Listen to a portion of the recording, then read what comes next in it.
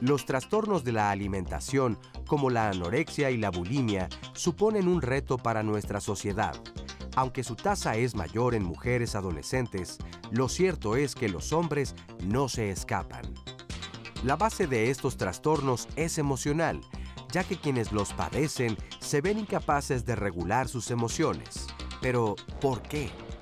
Hoy nuestros especialistas nos explicarán las causas, consecuencias y tratamientos de los trastornos alimentarios y cómo estos se vinculan con las emociones, aquí en Diálogos en Confianza. Hola, ¿qué tal? Muy buenos días. Yo soy Marisa Escribano. Muchas gracias por estar con nosotros esta mañana, en donde además estoy feliz porque ya me tocó a mí también estrenar escenografía. Estamos muy contentos con estos colores mucho más cálidos y bueno, pues felices de estar renovándonos constantemente para ustedes también. Y hoy con un tema muy importante porque vamos a hablar de cómo la parte emocional repercute en nuestra manera de comer. Yo digo que nuestra manera de comer o no comer, porque por ahí están las dos cosas. Hay quien come mucho, hay quien come compulsivamente y hay personas que se les va el hambre, que no quieren comer o que se sienten gordas y que prefieren verse lo que ellas creen, estas personas creen, que es estéticamente perfecto, aunque realmente ponen en riesgo la vida. Hoy vamos a estar hablando de todo ello, pero más enfocados sobre todo en el aspecto emocional, cómo se siente, cómo vive, qué hay detrás de una persona cuyos hábitos alimenticios no son los correctos. Así que quédese con nosotros y acompáñenos. Óscar Virués, ¿cómo estás? Pues muy cerquita de ti, mi querida Marisa Escribano, y me da mucho gusto. Y bueno, pues temazo el día de hoy, qué ligado está precisamente con las emociones, la alimentación, porque para todo estamos, si me siento triste, a lo mejor algo de comer. Heladito de vainilla. O heladito de vainilla, o chocolatito, sí. Un pancito, un caldito de pollo para el alma, en fin, o sea, hay tantas cosas ligadas entre la alimentación y las emociones, que por eso las invitamos y los invitamos a que participen en las redes sociales, tanto en Twitter como en Facebook, además de que tenemos la página de Facebook de Diálogos en Confianza, en donde van a poder encontrar el Facebook Live, donde pueden compartirnos sus comentarios, sus preguntas, pero también llevarse el programa a donde ustedes tengan que ir en caso de que deban salir. También tenemos una línea telefónica y el número para comunicarse es 51 66 40 00. Y aprovecho y también saludamos a nuestras compañeras y compañeros ahí en el centro de contacto con la audiencia. Y hablando de saludar, pues nos da mucho gusto también darle la bienvenida a todas las personas que hoy nos acompañan aquí en el estudio de Diálogos en Confianza y por supuesto también a quienes nos pueden acompañar a través de la señal internacional de Canal 11. Y bueno, a este gran panel de especialistas que también tenemos hoy en la mañana. Así es, y vamos a presentarlos de una vez. Está con nosotros la doctora Araceli Aispuro, directora y fundadora de la clínica Ellen West AC. Bienvenida. Gracias. Muchas gracias por estar con nosotros. Encantada. Rosalía Castro Ávila, ella es psicoterapeuta, especialista en trastornos de la conducta alimentaria también. Gracias. Rosalía, qué gusto. Igualmente. Marisol Santillán, psicoterapeuta Gestalt, especialista en prevención y detección de los trastornos de la conducta alimentaria. Bienvenida. Gracias. Marisol. Y está también con nosotros, querido amigo Alfredo Zúñiga. Él es psiquiatra y psicoterapeuta cognitivo-conductual. ¿Cómo estás? Hola. Muchas qué gracias gusto. por la invitación. Oigan, pues para empezar el programa vamos a ver el siguiente testimonio. Vamos a ver de qué nos platica Abigail. Y lo platicamos. Yo soy Abril, tengo 19 años y desde chiquita como que me importaba mucho el físico. Era como, o sea, por ejemplo, yo me recuerdo muy bien diciendo que yo nunca iba a ser amiga de una niña gorda. Quería tener un cuerpo de bailarina. Quería como ser aprobada por mis maestros. Porque también yo decía, no, yo no me veo como si tuviera anorexia, ¿no? O sea, yo decía, no, yo no estoy tan mal. Pero cuando se empezó a desarrollar más fue cuando me fui a Morelia y que empecé a vivir sola. Y ahí empezaron, pues, atracones. Empecé a tomarme unas pastillas laxantes y también no comer por un tiempo prolongado. El no comer yo no lo veía tan grave. O sea, yo sentía que yo podía un poco más. Porque a pesar de que en mis clases de danza me sentía pues cansada y agotada, no, o sea, nunca me pasó algo mayor y sentía que yo podía aguantar más. Mi momento donde fue más crucial fue cuando entré en una depresión muy fuerte y ya no sabía qué hacer y me sentía muy mal y sentía que no la podía controlar y que necesitaba ayuda. Es desgastante, tanto para uno como para la familia y para la gente que está alrededor. He trabajado mucho porque también se trabaja con la familia. Entonces creo que hemos trabajado bien y que nos ha servido también para darnos cuenta de fallas que hemos tenido como humanos. Pero me he dado cuenta también que yo es lo que hago, o sea, en base a mis emociones decido si voy a comer o no voy a comer, o qué voy a comer.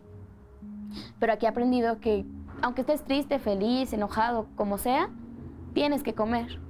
Entonces yo creo que sí he pasado esas etapas como de que disfruto la comida, de que tengo que comer también.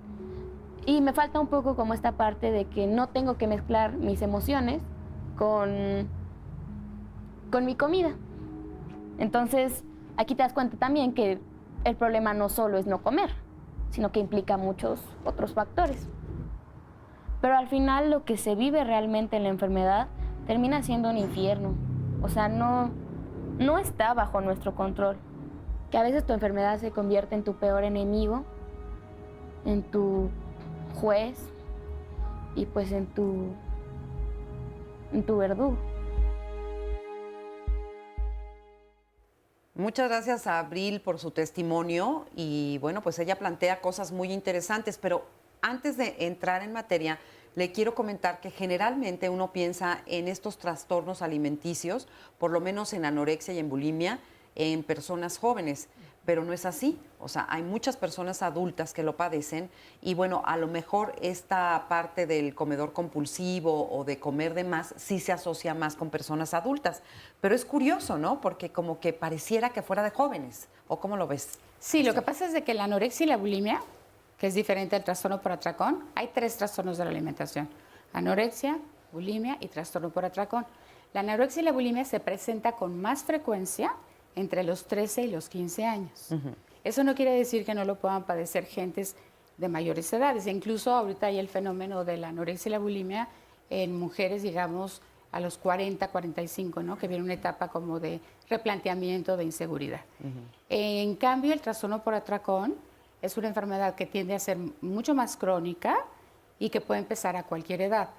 También hay otro fenómeno que es el de aquellas personas que están enfermas de anorexia y bulimia durante mucho tiempo. Entonces, a lo mejor buscan ayuda a los 40, pero nosotros en el LMWES hemos tenido pacientes que tienen bulimia desde los 13 y que no han tenido la oportunidad de tener el tratamiento correcto o no han podido ser ayudadas. Y entonces ahí tenemos, digamos, una anorexia o bulimia de una larga evolución. Pero la enfermedad se puede dar en todas las edades, aunque se habla de frecuencia. Y también la otra es de que el 80% son mujeres. Ese 80% implica que 20% son hombres y es una cifra muy grande. Y además cada día está aumentando. Se plantea que en 5 años pueden ser incluso 50 y 50. ¿Y por qué se dan? ¿Por qué se dan todos estos trastornos? Mira, hay una base que creo que tienen todos los pacientes en común, que tiene que ver con la cuestión de la autoestima. A diferencia de lo que mucha gente piensa, la autoestima no tiene nada que ver con cuánto me quiero. Tiene que ver con qué tanto confío en mí, ¿no? Qué tan capaz me siento para ir enfrentando las demandas de la vida. Entonces, ¿qué pasa cuando yo no me siento capaz de enfrentar, por ejemplo, el volverme adulto y el hacerme responsable y el tomar todas mis decisiones? Una forma de no tener que enfrentar toda esa responsabilidad sería no crecer. Entonces, hay muchas teorías de por qué se dan, pero una de ellas dice que en la medida en que yo pudiera quedarme siendo niño o adolescente, no tendría que enfrentar las cuestiones del futuro. Y es muy común que veas a esta gente, por ejemplo, que tiene 22, 23, 24 años, que tienen cuerpos de niñas de 12, de 13, de 14 años, y que las tratan como niñas de 14 o 15 años, y que les resuelven todo. Y el único pretexto para no crecer tiene que ser algo grande, como un trastorno de la alimentación, por ejemplo, ¿no? Y fíjate, en este programa ustedes van a poder ver que tenemos unas cápsulas, el equipo de producción hizo unas cápsulas, la verdad, impresionantes, de mujeres sobre todo, que han caído en este tipo de trastornos y que, bueno, lamentablemente han perdido la vida. Entonces les vamos a ir contando la historia de todas estas mujeres a lo largo del programa, un poco como para darnos cuenta de que sí tiene consecuencias, ¿no? Yo creo que una parte que se juega muy temprano, además de la autoestima, además de este porcentaje tan alto de hombres y mujeres ya en todas las edades, es la identidad. La identidad es lo que marca esta identificación y esta separación de quién soy yo en relación al otro, al mundo que me rodea y cómo me vinculo, cómo me relaciono. En principio es con mamá, porque es la proveedora, la portadora de la comida, del alimento y de las emociones. Justo eso te iba a preguntar, porque se asocia mucho a la madre. Entonces, digamos que la madre es la generadora de los trastornos alimentarios. En un principio, la madre es generadora de una relación y también puede ser el padre, el cuidador, la abuela, quien esté a cargo. Pero en principio, la relación directa es con la madre por la alimentación. Pero no nada más es la alimentación, es la mirada, es el contacto físico, es la caricia, es la ausencia, la presencia de esta condición de estamos en esta unión, ¿no? De alimento afectivo también, no nada más alimento físico. Eso es lo que caracteriza.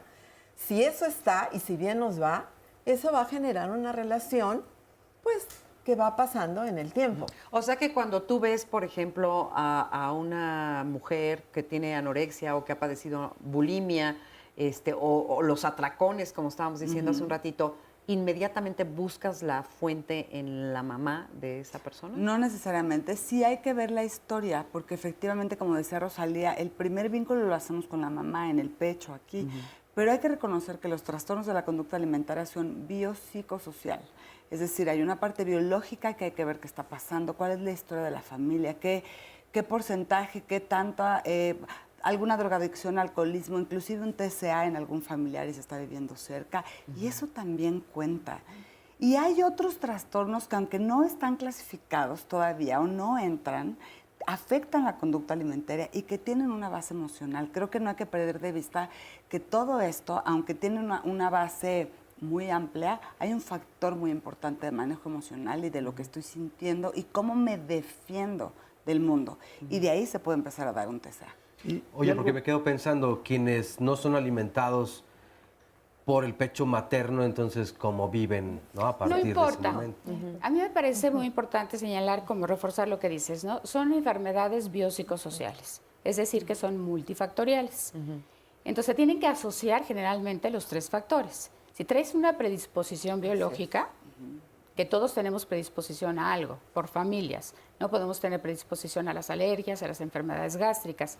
Aquí estamos hablando de una predisposición que fue un descubrimiento muy importante que se hizo en Estados Unidos con respecto a los genes. Ellos esperaban aislar el gen de la anorexia. No lo encontraron, pero encontraron el gen del perfeccionismo.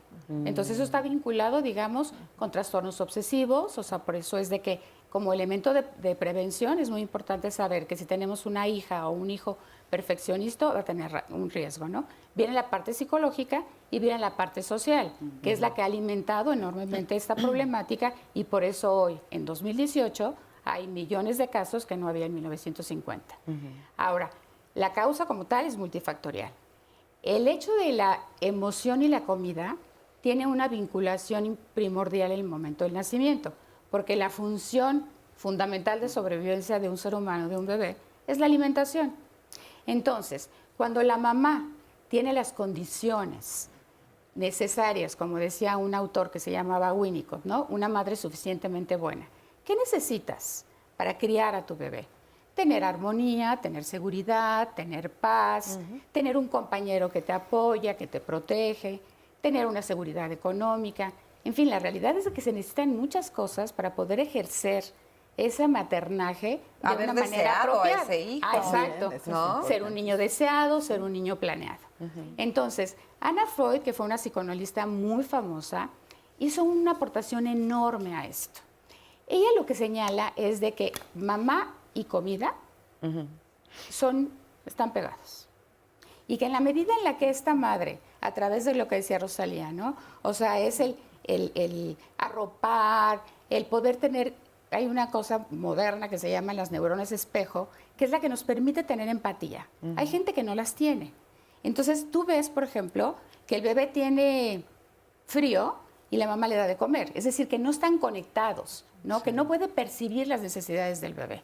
Entonces, cuando va a haber dificultades, ¿y cuántas dificultades no puede haber, no? Una mujer en estado de violencia, o sea, un papá que no la acompaña, una mujer en depresión, Una mala mujer sin situación recursos económicos, ¿no? Etcétera.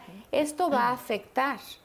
Entonces, Ana Freud lo que dijo es de que el carril del desarrollo es mamá y comida están pegados.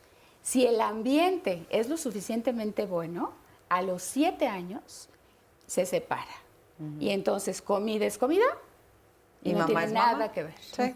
Si no se logra la separación, que son por vicisitudes en el proceso de desarrollo, digamos, entonces, ¿qué va a pasar? Que está pegado. Y entonces te vas a encontrar una persona que tiene 50 años o que tiene 14, que va a presentar un trastorno de la conducta alimentaria. ¿Y qué es lo que sucede? Que ese proceso de desarrollo psicológico fundamental no se dio. O sea que los 7 años son básicos. Los 7 años son básicos Los para primeros, todo. Para todo. Para cualquier tipo de enfermedad. Para todo. Y en esta, pues está muy marcado, digamos, Sí. la vinculación con las emociones y con la comida. El tratamiento implica, por supuesto, Todo, el que todo. aprendan, digamos, a separarlo. Sí. Pero cuando no, pues es lo mismo, ¿no? Es por eso tú ves un comedor compulsivo, te dices que estoy triste y me refugio en la comida y me siento muy bien acompañado, ¿no? Sí, da placer. Como si estuviera mamá es ahí. que, claro, es que ese es el problema. Vamos a seguir platicando de esto, pero antes vamos rapidísimo a una pausa. No se vaya.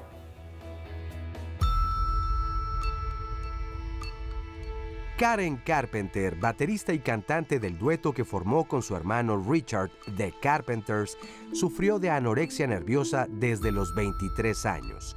Y pese a que en esa época no se conocía sobre la enfermedad, ella estuvo en rehabilitación por un largo periodo. Sin embargo, la enfermedad provocó daños irreversibles en su corazón y terminó perdiendo la batalla a los 32 años.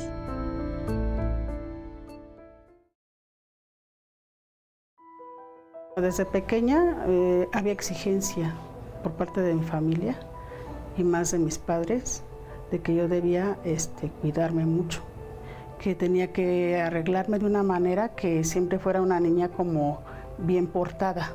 Yo me empecé a sentir así como gorda a la edad de 10 años, así como que con mucho peso, así como que no quería que me vieran porque pues como yo estaba alta, pues me veía mucho la gente, ¿no? Decía, ay, es que está muy bonita, pero está como que muy alta, como muy regordeta, ¿no?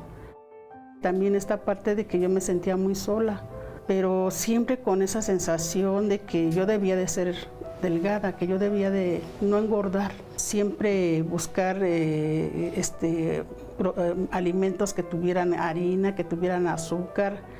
Y eso era así como que una fascinación, porque decía yo, ay, es que con esto me siento así como bien tranquila, ¿no? Y eso era lo que yo me atracaba. Siempre procurar que mi manera de comer fuera que no escandalizara a la gente, no escandalizara a mi mamá, no escandalizara a mi papá. De repente pues eran esos atracones en los cuales era comer 2-3 horas, y terminar con llanto, terminar culpándome, terminar golpeándome, terminar agrediéndome, eres una tonta, ¿para qué lo haces? Eso no se hace. Aquí en la agrupación de Comedores Anónimos fue la primera vez que escuché que decían que yo tenía una enfermedad que se llama bulomarexia. Y por eso es que yo creo que no llegué hasta los huesos. Y tampoco fui demasiado gorda, obesa, ¿no? Pues son cosas que el día de hoy comprendo que en ese tiempo yo no comprendía, pero que aquí lo vine a comprender. Muchas gracias de verdad por todos estos testimonios, porque yo creo que muchas personas se pueden sentir identificadas, porque a veces esto pasa inadvertido durante años. Sí. Estás en una familia donde pues a lo mejor todos están igual o nadie pone atención. Pero hay que tener mucho cuidado, mira, no podemos atribuir todo a la madre o a estas cosas. Es cierto, es una enfermedad en donde a veces hay familias disfuncionales, pero también hay pacientes con un trastorno de alimentación que tienen familias bastante funcionales, ¿no? Sí, en todas hay algo, ¿no? Pero unas mejorcito, ¿no? unas más que otras. Sí. Pero a veces ni siquiera es que el factor familiar sea tan importante. A veces los factores externos, de presiones sociales, son los que son importantes. ¿Se ¿sí? da en todas las clases sociales? En todas las clases sociales y hay profesiones, por ejemplo, en las que es mucho más evidente. La profesión número 1 con trastornos de la alimentación son las bailarinas de ballet. Entonces, aunque vengan de una familia relativamente funcional, se meten a estudiar ballet y ahí es en donde empiezan a recibir toda la presión. Y si la persona no tiene una estructura de autoestima y de autoconfianza y de una buena identidad, como se decía, ahí es en donde van a reventar. Entonces, modelaje. las enfermedades son multifactoriales y hay que ver que en cada persona el peso de cada uno de los factores es completamente distinto. Fíjate, yo me quedaba pensando Sí. en estas profesiones, cómo tiene que ver tal vez la moda o los medios de comunicación. Porque para Botero, pues evidentemente no era lo mismo, pero cómo una época va cambiando. Es decir, si en los años 50 las caderas más anchas eran el estereotipo a seguir, hoy en día pues cada vez es más Hay un delgado. estudio bien interesante de esto en donde se ha visto que la presión social se basa en lo que se llama el modelo cultural de belleza, ¿no? Y un estudio que se hizo de un seguimiento de 40 años, se concluyó que en las culturas occidentales este ideal de belleza estaba representado por las mujeres que aparecen en una revista que se llama Playboy. ¿Ok? Y lo que se hizo fue darle seguimiento a qué ha pasado en los últimos 35, 40 años con las mujeres que aparecen en esta revista. Y lo que se ha visto es que cada vez están más delgadas, más delgadas, más delgadas, más delgadas. Por eso ya no vende la revista. En los últimos años... Claro, ya no la compran los hombres, ahora la compran las mujeres. En los últimos años, de hecho, ya las mujeres que salen ahí ya están muy delgadas, pero ya todas tienen implantes Prótesis. y tienen todas estas cuestiones. Y lo que se ha visto es que adelgazan y adelgazan y adelgazan. Y esto genera una tendencia, una moda. Entonces se vuelve también una necesidad social, cultural, tener un cuerpo de ciertas características. Yo he escuchado a muchos hombres decir, y muchos jovencitos sobre todo, que prefieren a las muy delgadas y que se rechaza a la mujer que aparentemente está más llenita o más gorda. Y yo sí siento que también hay una enorme presión social en ese sentido para la mujer que cree que tiene que estar perfecta, con un cuerpo perfecto, y por eso se opera, se inyecta cosas, se pone a dieta. Claro. Hace Pero cualquier perfecto, cosa ¿para para buscar, Para ella. para- Es como Mira, un hicimos un estudio, estudio, Para su Es que el mencionaba tema para su aquí hay espejo. una contradicción y una ambivalencia. A ver. Porque por un lado se privilegia el estereotipo de belleza y de perfección, de delgadez, y al mismo tiempo está la gran insatisfacción de lograr el ideal. Sí. Y eso es lo que tenemos que ver, que nos están queriendo imbuir, imponer un modelo que no es la realidad. El asunto es que nos la compramos y nos la compramos a todas las edades porque estamos bajo en esa vulnerabilidad de que esa es la medida perfecta, esa es la condición del éxito. Nos vamos con la finta. Sí. El asunto no tiene que ver con eso, tiene que ver con cómo yo me estoy realizando y qué me hace falta. ¿Cuál es el deseo en relación a comer o no comer, a tener un cuerpo fitness o no, a ser aceptada o no? Yo creo que la valoración interna es la que está en juego otra vez, pero nos vamos con la Claro. finta de hay que estar bien para los demás, Y a fíjate, la mirada de los demás. La ventaja de llegar a mi avanzada edad es que a mí ya me vale gorro. ¿Cómo me veo? Mira, La verdad es que ya... hay un estudio muy interesante en donde se ha visto que las mujeres tienen este conflicto con su identidad, con ellas mismas, y lo que no les gusta de ellas son ellas. Sí. Pero eso es tan difícil de manejar, decir no me gusto yo, que es mucho más fácil llevarlo a cuestiones del cuerpo y decir no me gusta mi cuerpo. Eso es mucho más fácil de manejar. Sí. Entonces, ¿qué pasa? Como yo estoy enfocada en corregir el cuerpo, y lo que realmente no me gusta es cómo soy o quién soy o cómo siento O no me qué significa ser responsabilizo. yo, Sí. ¿no?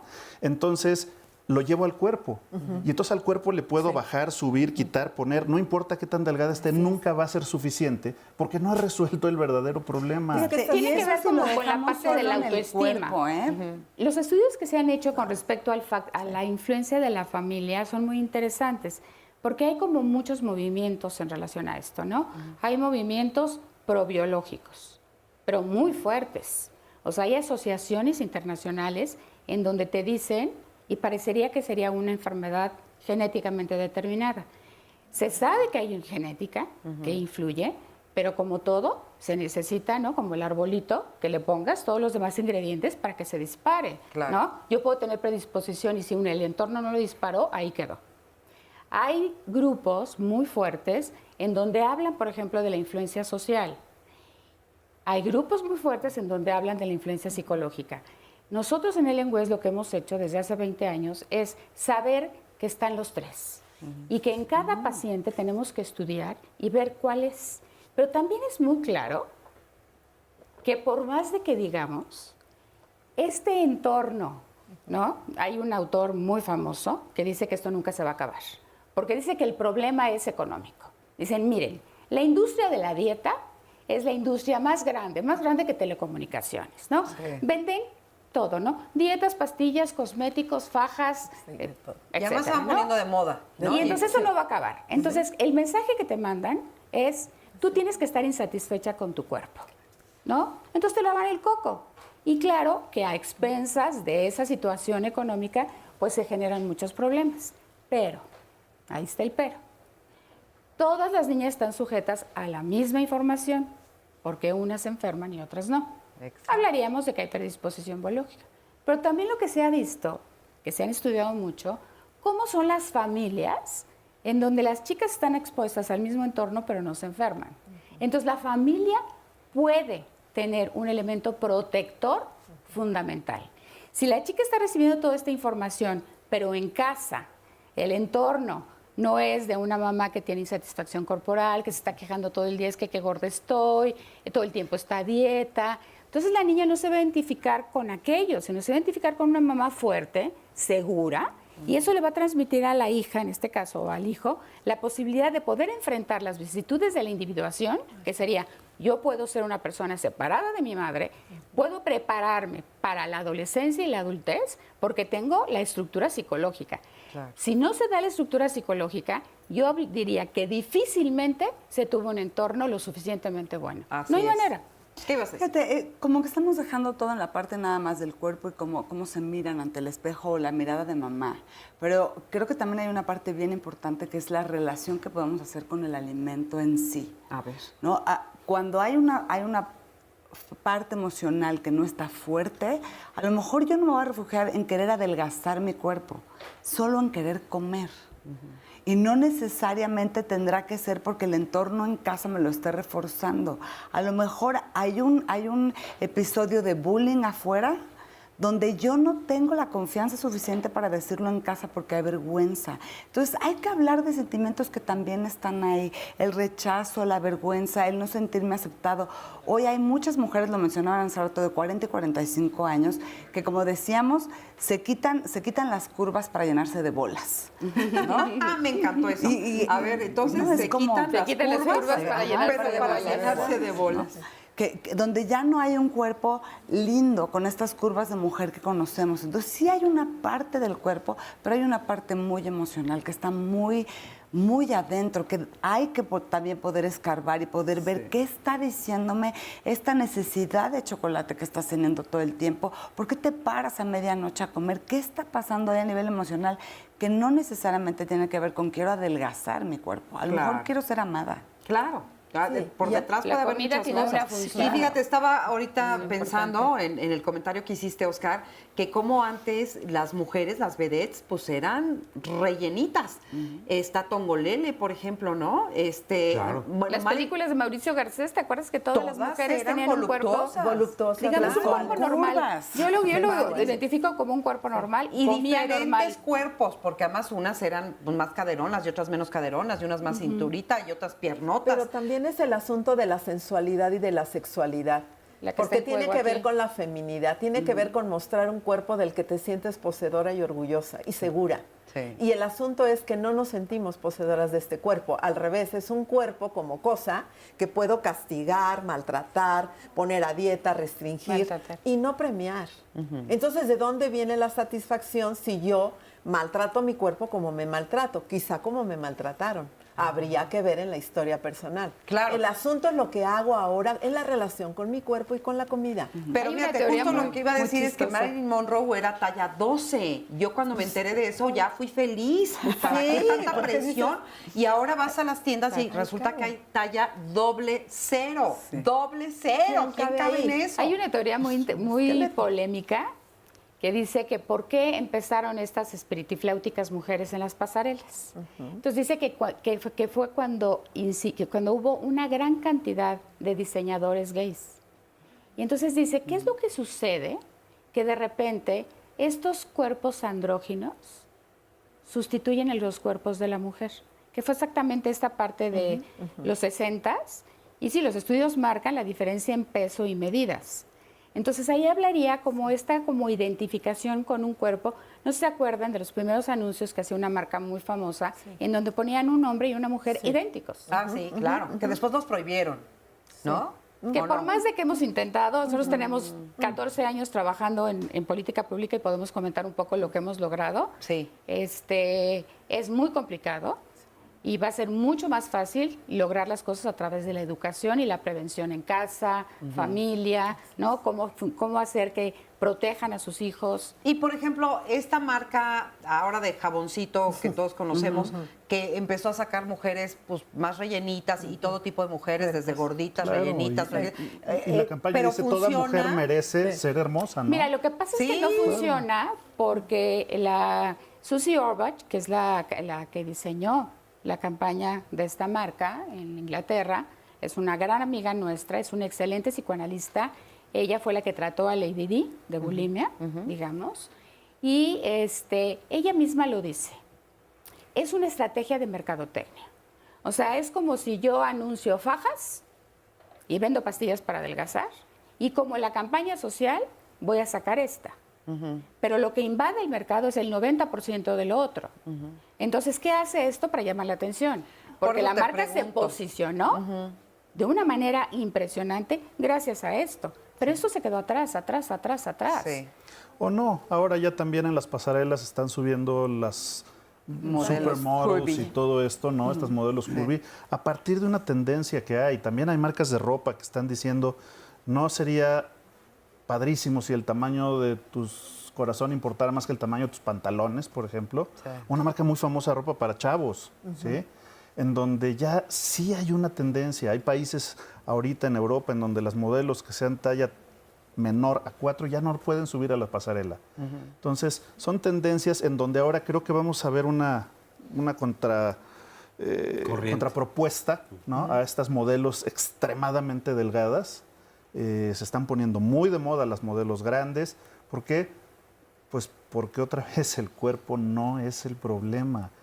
Hace rato mencionabas que a los hombres les gustan las mujeres delgadas, sí, pero a ningún hombre le gustan las mujeres enfermas. ¿No? Es que tanto lo políticamente correcto es correcto. Es decir, que tanto forma parte de una campaña publicitaria nada más para llamar la atención, incendiar un poco y retirarse tal vez tiempo después. No. Hicieron O una hasta fundación, dónde- hicieron una fundación enorme a partir de ahí, en donde se está promoviendo y se sigue promoviendo la cultura de ámate como eres, no importa. Pero tiene una incidencia mínima. Sí. O sea, nosotros, por ejemplo, trabajamos con ellos durante muchos años y entonces hicimos los programas de prevención en las delegaciones y trabajábamos con 1,000, 2,000 y el programa era trabajar madre-hija, digamos, ¿no? Sí, nada más que esto representa un... ¿Pero qué te digo? ¿No? Chiquitito. Chiquitito, ¿no? O sea, ahorita la última encuesta señala, y las encuestas en México y en todo el mundo están subestimadas, 4 millones de personas con anorexia y bulimia, de las cuales el 20% van a fallecer a consecuencia de la enfermedad. Ahí te Haz voy a número. interrumpir porque vamos a una pausa, pero seguimos platicando de esto, así que no se vaya y regresamos de volada. Luisel Ramos era una hermosa modelo uruguaya de 22 años que estaba obsesionada por su peso, tanto que durante un desfile de modas en Uruguay se desmayó. Pocas horas después fue declarada muerta por una insuficiencia respiratoria provocada por la anorexia nerviosa que padecía. Casualmente, Eliana Ramos, hermana de Luisel, 6 meses después de la muerte de su hermana a los 18 años, falleció por un paro cardíaco relacionado a la anorexia.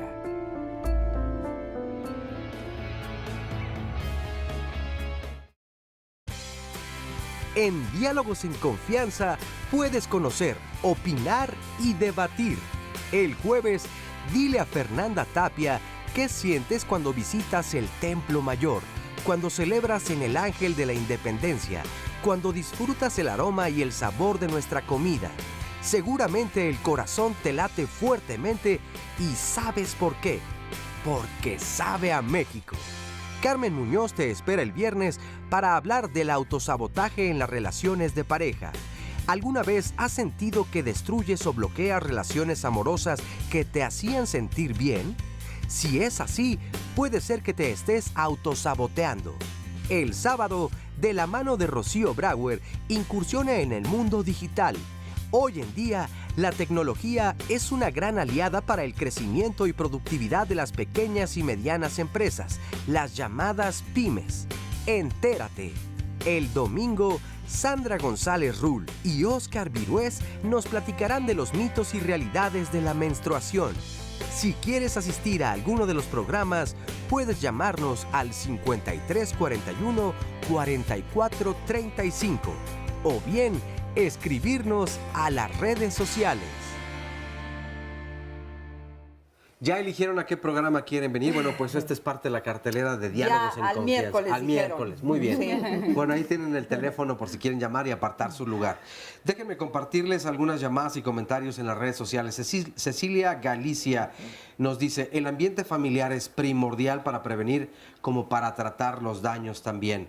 Raúl Brauer, hay una diferencia muy amplia entre quererse y aceptarse. Puedo aceptarme como soy, pero no debo quererme si me lastimo de tal o cual manera. Lockfield nos dice, sin duda el tema del peso se ha convertido en un verdadero dolor de cabeza. Unos porque comen mucho, otros porque no comen y total que no encontramos el balance. Nuestros hábitos alimentarios son pésimos y ya en la actualidad comemos lo que podemos, cuando podemos y en las cantidades en las que podemos. Si a nuestros malos hábitos le agregas los desórdenes alimenticios, no solo de mujeres sino también de hombres que cada vez se están dando más, se vuelve esto un problema enorme. Y yo le sumaría todavía el problema de la obesidad que tenemos en nuestro país desde la infancia, que somos el primer lugar en el mundo. Entonces sí es una combinación de un montón de factores que evidentemente hay que poner mucha atención. Yo precisaría, nos dice Sublimación 44, que si bien se acepta uno como es, nada nos da derecho a lastimarnos de la manera en la que sea. Ingrid Diamond, fui bulímica a los 16 años. Mi estómago comenzó a reaccionar por nervios intensos y después comencé a inducirme el vómito voluntariamente. Es un trastorno doloroso físicamente y asqueante. Eso último me motivó a sanar. Tengo secuelas de bulimia como reflejo vomitivo o un poco de asco a la comida después de ingerirla, pero poco a poco voy superándolo. Si hubiera sabido que llevaría tanto tiempo recuperarme, y creo que ya no escribe un poco más adelante, no, desafortunadamente, o cuando menos no lo encuentro en este momento, pero dice, entre paréntesis, tengo 29 años. Supongo que lo deja en puntos suspensivos como lo hubiera pensado un par de veces o hubiera buscado un poco más de información, en fin. Si se supieran las consecuencias a largo plazo. Yo creo que por eso es importantísimo saber de la información, tener la información y saber de las consecuencias. Nos dice también Margarita Santiago, tengo un hijo de 26 años, él come mucho y se da atracones. ¿Cómo puedo convencerlo para acudir con algún especialista?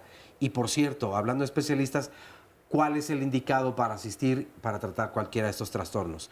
El profesor Guillermo Jaime Soto nos dice, este vínculo lo tengo controlado a través de 3 palabras. Vida, salud y felicidad. Salud, porque implica tener un control de los hábitos alimentarios. Peso 90 kilos y tengo 90 años. Vida es estar conforme, independientemente de los problemas que existan en nuestro entorno. Y 3, el sentirse feliz de convivir con mis 10 hijos, 33 nietos, 18 bisnietos. Cada vez que llegan a casa para poder sentarnos a comer y controlar, pues necesitan un restaurante completo, un salón de fiestas. es como van a perdurar los buenos momentos. También es de suma importancia el saber manifestar adecuadamente nuestras emociones con mucho cuidado y mesura, para los que apenas vienen vayan aprendiendo a controlar sus emociones. Un anónimo nos dice, tengo 3 hijos llenitos que ya no viven conmigo. No son obesos.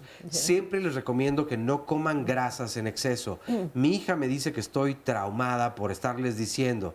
Tienen tendencia a ser llenitas por parte de mi esposo. No sé si hago bien o mal. ¿Qué debo hacer? Creo que esta es una llamada importante. ¿Qué hacer cuando vemos a nuestras hijas o a nuestros hijos o a cualquier persona, pero somos muy dadas o dados a decir, oye, ¿y qué tal? Ay, ¿qué te pasó? ¿Cuántos y todas estas kilos hace frases, que no te ¿hace veo? cuántos kilos que no nos vemos? Criticamos a todo mundo y no nos estamos espejeando. Sí, eso es un ambiente muy tóxico. Pero que ¿qué se le tanto llama. en la educación afecta precisamente todo esto y vamos creciendo con esta terrible influencia o límite que pues no sabemos de dónde viene o cómo ponerlo? Pero le preguntó al equipo de producción de Diálogos en Confianza al público, cuando estás triste o deprimido, ¿cómo es tu relación con la comida? Vamos a ver qué respondieron. Como que me excedo un poco con la comida. Me excedo, empiezo a comer demasiado y ya, o sea, creo que es mi forma de relajarme. De hecho, dejo de comer. Se me inhibe el apetito cuando estoy deprimido o triste. Cuando estoy triste y deprimida, que son muy pocas veces, me gusta comer dulces. Pues regularmente algo dulce, supongo, un helado, cosas de ese tipo, churros tal vez. Mi abuela tenía un dicho que con pan las penas son menos. Lo que yo hago es expresar mi emoción, sacar cualquier emoción que yo tenga. Por ejemplo, si estoy triste, pues mejor, no sé, me pongo a reflexionar y no a comer. Bueno, y aquí tenemos también varios testimonios, así que vamos a platicar con nuestro primer testimonio anónimo. Muchas gracias. ¿Cuál ha sido tu relación con la comida? Bueno, pues en mi caso personal, pues muy destructiva, ¿no? Yo desde que tengo uso de razón, tuve sobrepeso, fui una niña con mucho sobrepeso y esto en la adolescencia me llevó a practicar la bulimia. Entonces siempre este afán de querer ser más delgada, yo decía que prefería estar muerta, estar gorda. Entonces eso es lo que me lleva, ¿no?, a tener una relación de mucha destrucción, ¿no? El no poder dejar de comer. En mi caso personal fue el no poder dejar de darme el atracón. Y en tu casa, por ejemplo, ¿quién te decía o cómo era la relación con tus padres o tus hermanos? Pues yo vengo de un hogar disfuncional. Sin embargo, sí hubo quien se diera cuenta en la adolescencia que yo tenía un problema, sobre todo porque la parte física fue la que se me empezó a notar. Aparte se me bajaban las defensas constantemente. Y eso, pues, obviamente hacía que yo tuviera que recurrir al doctor y el doctor tener que identificar que tenía un problema con mi forma de comer. ¿Y alguien más en tu familia también comía compulsivamente o comía de más o de menos? Sí, en mi caso personal, pues... ¿Quién? La esposa de mi papá, que era como, pues sí, es como mi mamá. Sí. Entonces ella es comedora compulsiva y bueno, yo también. Sí. ¿Y hoy cómo estás? Pues bien, gracias a que llegué a una agrupación que ahí me han ayudado en Comedores Compulsivos Anónimos, aprender a identificar que tengo un problema con mi manera de comer, pero sobre todo ver que la comida no es el problema, ¿no?, sino las emociones. ¿Y qué haces hoy, por ejemplo, cuando tienes ganas de comer algo así compulsivamente? ¿Qué haces o qué te dices o cómo lo frenas? Pues yo he aprendido en Comedores Compulsivos a tener un plan de alimento sano, ¿no?, a comer de todo, pero con moderación, porque en mi caso personal lo que me llevaba a la bulimia era la comida chatarra. O sea, cuando consumía grandes cantidades de comida chatarra era lo que me producía mucha culpa. Entonces, hoy el asistir a las juntas, el compartir con otros, ahorita que escuchaba, es algo muy asqueroso esta enfermedad, por lo menos así yo lo veo así, y yo sentí que era la única, y el encontrar el reflejo, el testimonio, la comprensión, pues es lo que me ha ayudado. ¿Qué consecuencias tuviste por haber hecho esas cosas? Sobre todo la parte del esófago, ¿no? Ahora es algo que ha quedado y aunque, bueno... ¿Lo tienes quemado? Me he tardado en recuperar, pero sí, de repente hay alimentos que ya no puedo consumir, ¿no? Sobre todo los condimentados, porque sí siento que me hace mucho daño, ¿no? La dentadura, por ejemplo, ¿no? Me llevó años también reconstruirla. Y además, ¿cuántos años fueron? pues desde los 11 hasta los 20. Honestamente sí ha habido recaídas, ¿no? Pero ya mucho menos. Ok, Sí. ahí vas en el camino entonces. Sí. Bueno, pues muchas gracias por compartirlo y bueno, que sigas muy bien. Muchas gracias. ¿Le pasas el micrófono, por favor? Hola, ¿cómo estás? Hola, bien, gracias. Qué bueno. ¿Cuántos años tienes? Yo tengo 16 años y tengo anorexia nerviosa restrictiva. ¿Qué quiere decir eso? Pues yo dejo de comer por largos periodos de tiempo y pues es pues muy desgastante. Y empecé con este problema a los 14 años. Yo antes tenía sobrepeso, entonces me empecé a preocupar a los 14 años, como que empecé a ver mi cuerpo.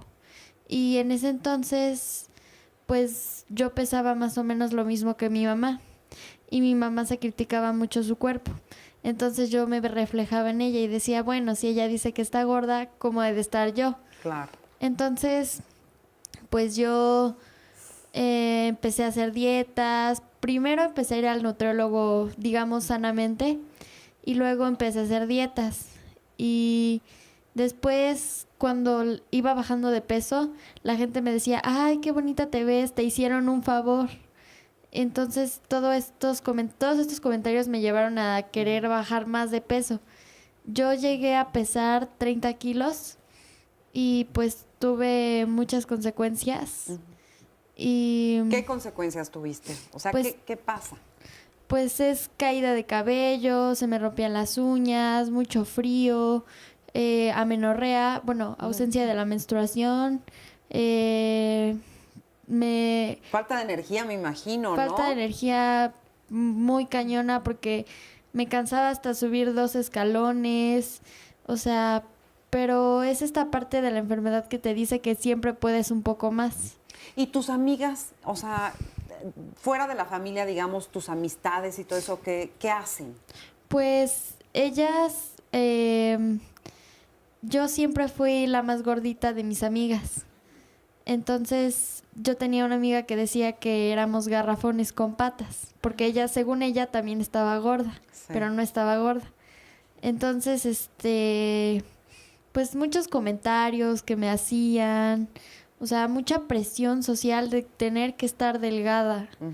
Y pues también yo siempre tenía mucho miedo de no encajar y de decepcionar a la gente también. Claro. O sea, toda la presión. Pero Mucha presión. ¿Y qué te hace entonces tocar fondo? ¿Cómo es que tan pronto y afortunadamente te das cuenta de que tienes un problema? Pues al principio yo no creía que tuviera un problema. O sea, me daba cuenta, pero lo minimizaba muchísimo. Pero cuando llegué a Ellen West, todavía estoy en proceso, pero ahora me doy cuenta de que esto sí es grave, de que no es cualquier cosa y que pudo haber llegado a más. Claro, claro, pero llegaste tú por tu propia convicción, es decir. ¿Nadie No. te obligó o te obligó? No, ¿Tu de mamá? hecho a mí me obligaron. Ah. Sí, yo decía, no, yo no estoy enferma, yo estoy bien, o sea, yo para qué voy a ir a Ellen West, o sea, para qué, yo estoy perfecto, solamente tengo que mantenerme y ya. O sea, porque la gente me decía, no, pues es que si sigues sin comer, pues te puedes morir, te puede dar un infarto. Y yo, no es cierto, qué exagerados. Sí. Pero O sea que hasta que llegas a este lugar te das cuenta de que sí tienes un problema y hoy lo reconoces plenamente. sí, bueno, no, todavía me cuesta trabajo reconocerlo plenamente que tengo un problema porque todavía estoy en proceso, pero ya lo puedo distinguir un poco más. Qué bueno, qué bueno. Eso es un gran, gran paso y además te agradezco mucho que lo hayas platicado hoy, esta mañana con nosotros. Gracias. Gracias. Mucho éxito, además. Gracias. Mucha salud. Muchas gracias.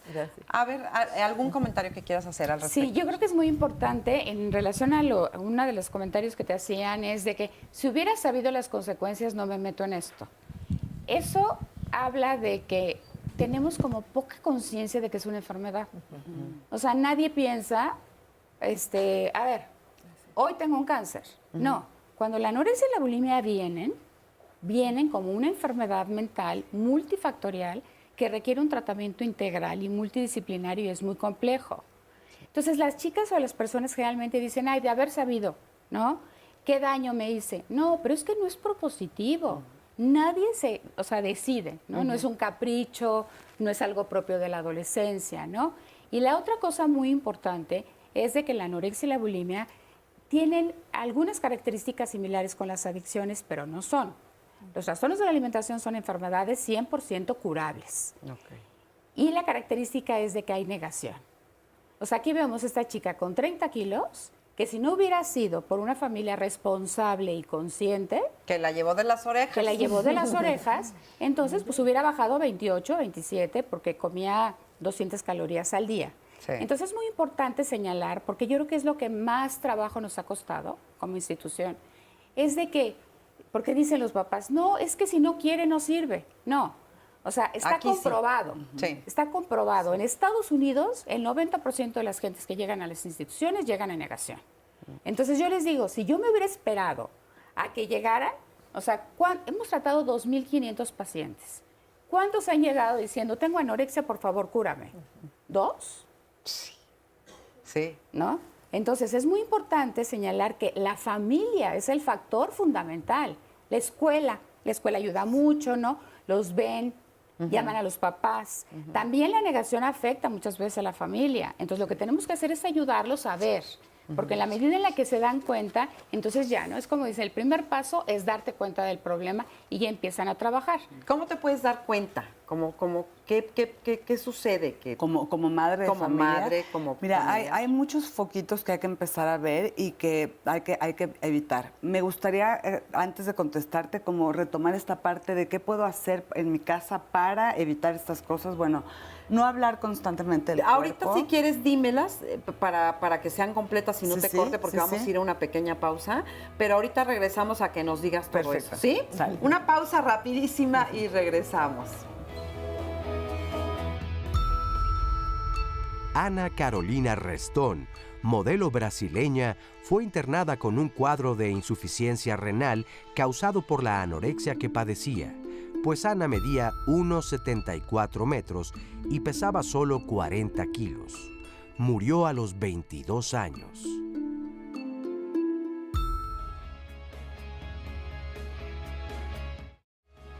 Estamos de regreso aquí en Diálogos en Confianza. Y bueno, ¿cuál será el tema mañana?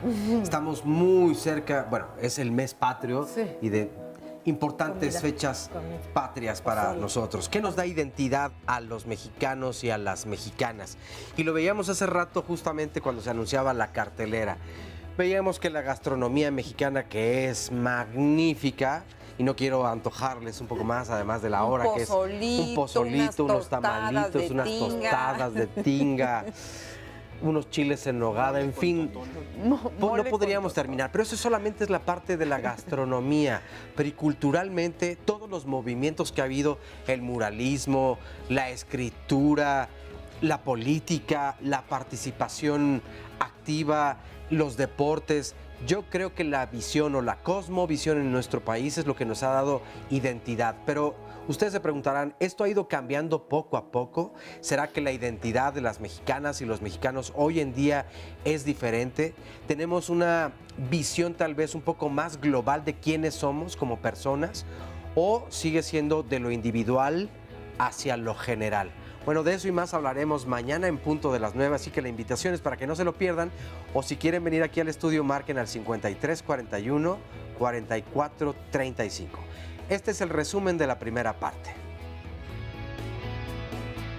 Que la anorexia y la bulimia, que es diferente al trastorno por atracón, hay 3 trastornos de la alimentación: anorexia, bulimia y trastorno por atracón. La anorexia y la bulimia se presenta con más frecuencia entre los 13 y los 15 años. Incluso ahorita hay el fenómeno de la anorexia y la bulimia en mujeres, digamos, a los 40, 45. El 80% son mujeres. Ese 80% implica que 20% son hombres y es una cifra muy grande. En 5 años pueden ser incluso 50 y 50. qué se dan todos estos trastornos? Mira, hay una base que creo que tienen todos los pacientes en común, que tiene que ver con la cuestión de la autoestima. La autoestima no tiene nada que ver con cuánto me quiero, tiene que ver con qué tanto confío en mí. Una parte que se juega muy temprano, además de la autoestima, además de este porcentaje tan alto de hombres y mujeres ya en todas las edades, es la identidad. La identidad es lo que marca esta identificación y esta separación de quién soy yo en relación al otro, al mundo, cómo me vinculo, cómo me relaciono. En principio es con mamá, la proveedora, la portadora de la comida, del alimento y de las emociones. Son enfermedades biopsicosociales, es decir, que son multifactoriales. A veces ni siquiera es que el factor familiar sea tan importante. A veces los factores externos, de presiones sociales, son los que son importantes. ¿Se da en todas las clases sociales? En todas las clases sociales y hay profesiones, por ejemplo, en las que es mucho más evidente. La profesión número 1 con trastornos de la alimentación son las bailarinas de ballet.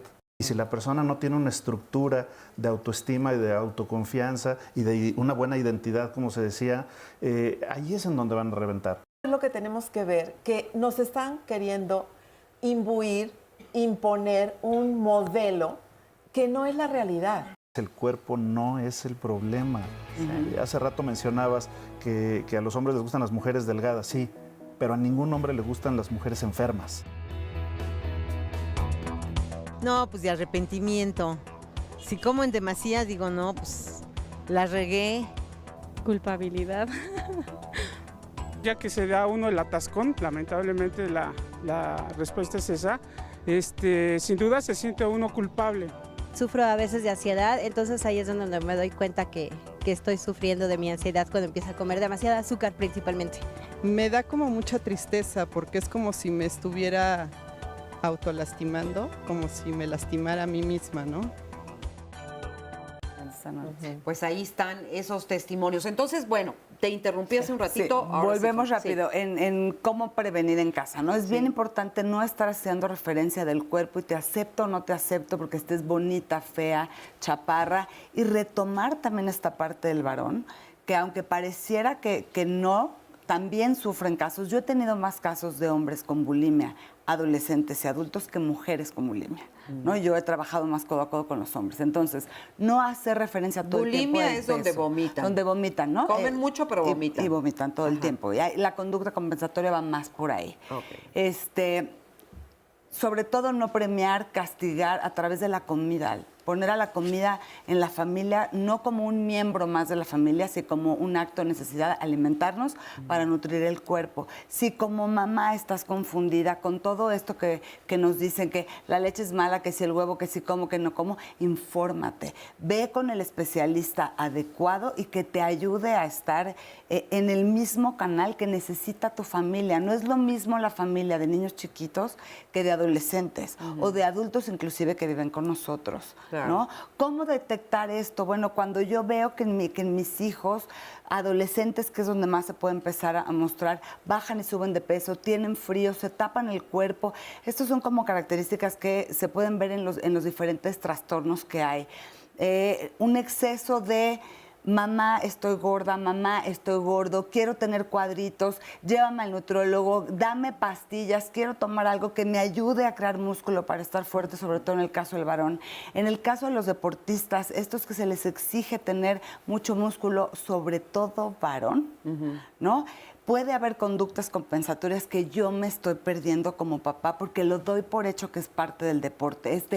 Como muchísimo, pero al rato me levanto a vomitar. No, es que estaba muy cansado. Es que ahí hay que empezar a poner el ojo. Las conductas que se salen de lo normal, ¿no? De esto que no era mi hijo y ahora lo es, hay que poner ojito ahí. Y ante la duda, ir con un especialista. Pero sobre todo, no solo en las conductas de los síntomas físicos, creo que uno de los indicadores más importantes es que una persona que tiene un trastorno de la alimentación no es una persona que a la ves feliz. No hay manera. ¿No? Sí. Una persona que tiene un trastorno de la alimentación es una persona que está siempre sonriente, contenta, de buenas. Es una persona que trae ciertos enojos cada vez que se tiene que sentar a la mesa, que lo ves que se aísla, que no está con sus amigos, que mejor no sale, que siempre que lo invitas a comer te dice no porque ya comí, y que le ves una actitud emocionalmente que esa es la que llama la atención. Y hace ratito preguntaban o comentaban en las llamadas, ¿qué hago cuando veo que mi hijo está comiendo mucho? ¿Qué hago cuando mi hija no para de comer? Creo que lo peor que puedes hacer es decirle, ya párale a la comida. ¿Qué pasaría si en ese momento les preguntáramos a los hijos, oye, ¿tienes algún problema? Oye, ¿cómo te sientes? ¿Por qué enfocarse en la parte del cuerpo si la parte del cuerpo no es el problema? ¿Por qué no mejor le preguntas qué necesita, cómo se siente, si tiene algún problema con sus amigos, si terminó con el novio? ¿Por qué? Porque en la medida que ellos se sientan escuchados y puedan expresar lo que sienten, entonces no se lo van a tener que tragar, literalmente hablando. Sí. Hay otra teoría que dice que en ese alimento que uno come van representadas todas las emociones que uno no puede sacar, que uno no puede expresar. Entonces, ¿qué pasa? Me trago todos esos enojos, todas esas frustraciones, y lo menos que va a suceder es que después las quiera vomitar. ¿Sí? Claro. Entonces, creo que hay que enfocarse en la persona.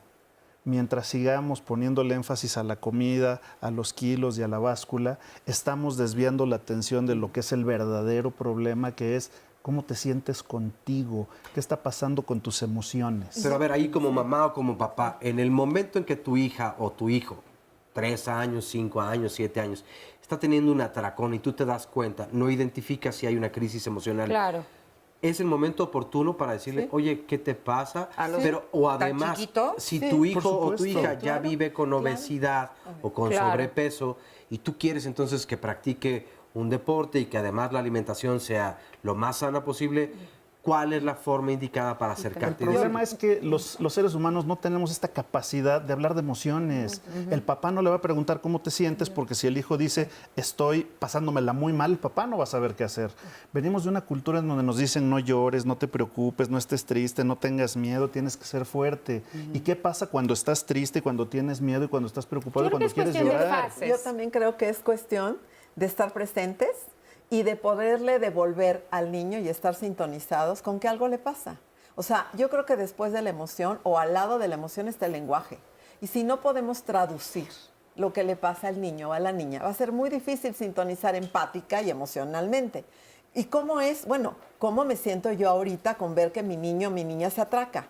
¿Cómo me siento? ¿Me siento desesperada? Esa es la primera manera de decirle, oye, me preocupa cómo estás comiendo, ¿te pasa algo? No es, qué barbaridad, así vas a seguir engordando, yo ya no te voy a comprar comida porque qué barbaridad no tenemos en esta casa. Ese tipo de cuestiones alejan, no acercan al diálogo, a la comprensión. Y entonces, ¿qué hago? Me escondo, me aíslo o lo veo afuera. Pero a mí me parece, digamos, que lo que se puede observar es la conducta. Esto no quiere decir que eso sea el factor fundamental, pero es lo que se ve, es el síntoma. Entonces no podemos esperar que una familia que no tiene capacidad de escucha o de diálogo, pues escuche o dialogue. Entonces, para efectos de prevención es muy importante señalar que el principal factor de riesgo para desarrollar un trastorno de la alimentación es la insatisfacción corporal. Son estudios que se hicieron en todo el mundo y son de verdad espeluznantes. O sea, hablan del 80% de las mujeres en el mundo que están insatisfechas con su cuerpo. Esto es una situación terrible. ¿Por qué? Porque entonces, si tú tienes a una joven o joven, esto cuando lo decía hace 20 años, yo decía que los hombres estaban exentos de esto, porque no había cambiado el prototipo de belleza del hombre. Y entonces, claro que no había lo que ahora hay. En el momento que cambió el prototipo de belleza del hombre, entonces ya el chico de 15 años que tiene un cuerpo normal, flaquito, se ve enclenque y tiene que desarrollar la musculatura porque cambió. Sí, ¿no? O sea, ellos más bien están al revés, ¿no? Ellos están en la vigorexia, si quieres podemos ahorita, claro. Sí. Se llama anorexia a la inversa. Exacto. O sea, se ven enclenques y quieren fortalecer, que quieren crecer y nunca es suficiente, y en la anorexia nunca es suficiente adelgazar. Entonces, la insatisfacción corporal, si tú ves que hay insatisfacción corporal y es muy evidente, no, mamá, nada me queda. ¿Qué es nada me queda? Que no le queda la talla que quiere, que quiere entrar en unos pantalones más chiquitos, sale del vestidor frustrada, ¿no?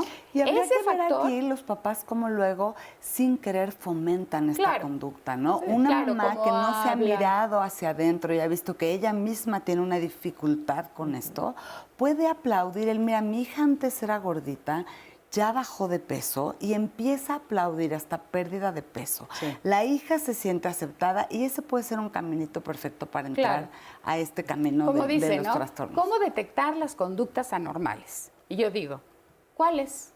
¿Las anormales de cuándo? Sí. Porque hace 20 años era muy fácil detectar las conductas anormales. Hoy, como dices, México tiene uno de los grandes problemas a nivel mundial en todos los aspectos, ¿no? Obesidad adulto, obesidad infantil, trastornos de la alimentación y desnutrición en millones. O sea, digamos, la crisis con respecto a qué comer y qué no comer, creo que nos ha rebasado por completo. Entonces, yo lo que creo es de que es muy importante que si la mamá no puede porque no ha resuelto eso, ¿no? Porque finalmente son víctimas del mismo fenómeno. Claro. Y no es una situación de señalarlas, es de entender que es una mamá que ha vivido víctima de este fenómeno y entonces no sabe qué hacer. Pero si ella sabe que su hija pequeña o hijo tiene insatisfacción corporal, ese es un factor rojo. Si eso va a generar una diferencia en la manera de alimentarse, ya no se va a ver anormal porque las mamás van a decir, fíjate que se está cuidando. Fíjate que estoy muy contenta porque ya no come chatarra. Fíjate que ya no come pan. Eso es resultado de la falta de información absoluta, ¿no? O sea, ¿cómo que no come pan una niña de 13 años? Claro, lo fomentan por ignorancia, pero para eso están estos espacios, para que nosotros señalemos que una chica o un chico que tiene insatisfacción corporal, que decida entrar a un programa de restricción alimenticia, está en un grave riesgo. Sí, ahí foco y ahí rojo. es foco rojo. Y ahí es en donde podemos intervenir. Y entonces no ven las emociones, no saben hablar, ni modo. Van a aprender probablemente después en el proceso de tratamiento. Y mientras más pronto tengan un tratamiento, mejor el pronóstico. Vamos a ver el siguiente testimonio y ahorita lo comentamos. Sufro de sobrepeso y pues desde muy chica, entonces siempre hacía ejercicio y cosas así, pero yo más bien era muy descuidada, o sea, no desayunaba y entonces a veces uno piensa que uno come mucho, pero no, a veces es más bien que dejas de comer en algunos momentos por la prisa o igual por la idea de que si comes mucho engordas y entonces al no desayunar pues uno come más, sobre todo en la noche, o terminas picando cosas, o comes golosinas. A veces también me pasaba, o sea, sobre todo por estrés o ansiedad, me comía una galleta que no quería. Me la estaba comiendo por ansiedad o por estar evitando, porque procrastinaba algo y entonces prefería masticar algo para que ahí se fuera la atención. O tenía un desorden en mi alimentación porque yo no tenía como, por ejemplo, la conciencia de tener un plan pues organizado con mis alimentos, ¿no? Un plato que tuviera verduras, fruta, carne y escuchar lo que mi cuerpo quiere. No tenía ni idea de eso. Entonces, con Marisol, por ejemplo, trabajo mucho en poner atención a mi cuerpo y a mis necesidades que realmente me está pidiendo y saber distinguir si es hambre real. Y si es hambre real, ¿qué es lo que necesito? Porque a veces uno siente hambre y piensa que con cualquier cosa eso se va a ir.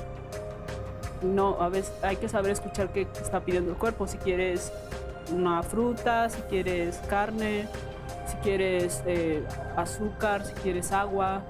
Entonces, esas cosas las fui descubriendo con el proceso terapéutico. Bueno, ahorita vamos a comentar este caso, pero antes vamos a platicar con Andrea. Andrea, sí. Cuéntame, Andrea. Bueno, yo tengo 20 años. Hace 5 años que tengo bulimia. ¿5 años? Sí. Bueno, empezó porque, pues, cuando tenía 15 años sufrí abandono por parte de mis papás. Digamos que no tenía esta comunicación, como habían mencionado, la confianza para poder expresar lo que yo sentía. Me sentía muy sola. Entonces comencé a sentirme insegura con mi cuerpo, no me gustaba, me sentía gorda y pues de alguna manera quería encajar en algo, quería agradarle a los demás para llenar este vacío que yo sentía. Quería llenarlo con personas y pues fue como comencé a buscar dietas, a restringirme, a comer en exceso, después vomitar. Y pues obviamente esto fue creciendo con el tiempo. ¿Quién te ayudó o cómo te diste cuenta? Pues básicamente fue en internet. Fue como ¿Tú buscaste la ayuda? Como a los 17 años y medio más o menos, fue cuando me di cuenta que ya era algo que se había salido de mis manos. Y pues más que nada es como que me sentía perdida, que ya no podía. Espérame aquí tantito, vamos a ir a una pequeña pausa y seguimos platicando tú y yo. No se vayan, regresamos rapidísimo. Pero vamos antes con Oscar Virués. Nos dice Alba Montiel, ahora con sus modas de salvar a los animales, no comer carne de ningún tipo, las empresas también afecta. Pausa y regresamos.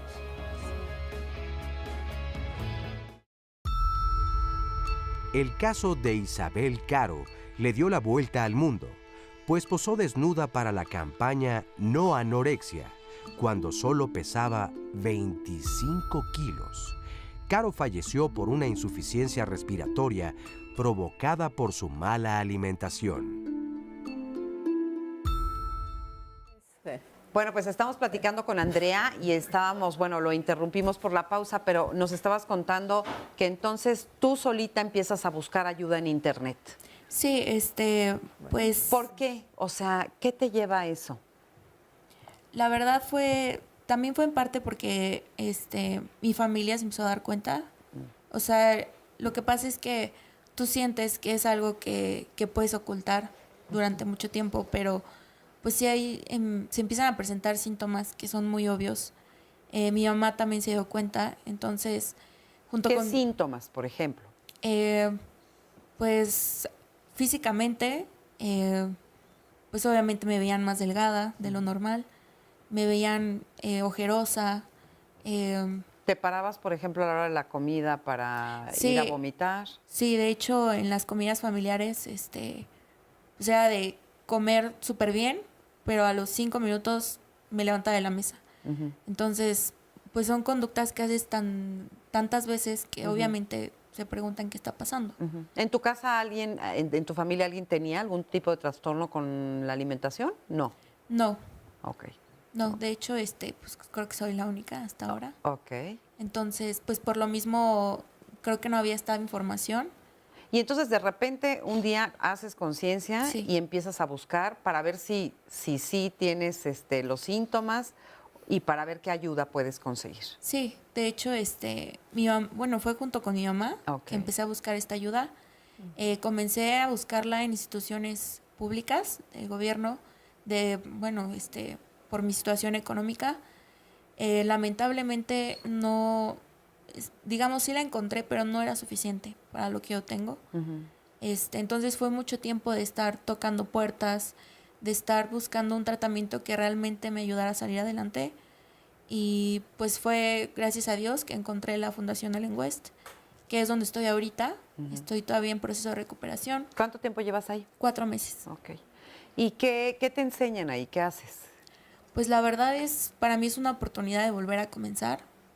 Es un lugar donde realmente te das cuenta de la magnitud de los daños, donde te enseñan que a pesar de que sí pudiste llegar a un extremo muy, muy grave, todavía tienes la oportunidad de corregir esos daños.